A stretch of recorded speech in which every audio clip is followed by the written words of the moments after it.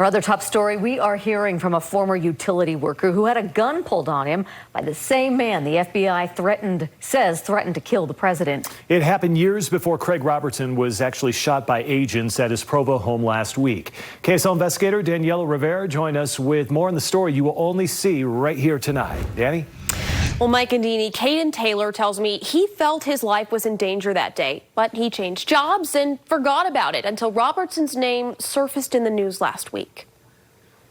They were there to do a job. The power pole was located in his backyard. Connect Craig Robertson's neighbor to Google Fiber. We knocked on the door numerous times. We rung the doorbell numerous times. Caden Taylor says with no answer, he and his coworker used the public easement, Robertson's property, to access the pole. And then the next thing I know, there's someone coming outside with a firearm and telling us to get the blank off his property. He says Robertson was doing more than just holding the gun. He flagged actually both of us. The muzzle did cross both of our paths, which is when we immediately were like, yes, sir, we will. We left our ladder set up and everything, and we just evacuated the property and immediately called the police. When you're working and a homeowner pulls a gun on you. Taylor says he recorded a few seconds of video as police responded. Provo PD's report states Robertson met them at the door with an AR-15 and refused to come out for some time till an officer could de-escalate the situation.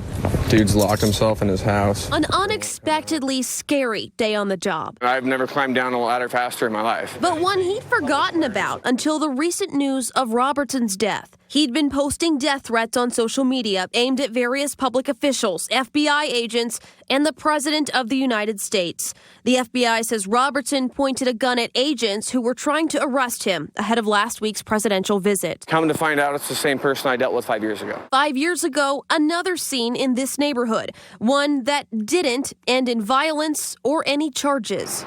That is very surprising to me.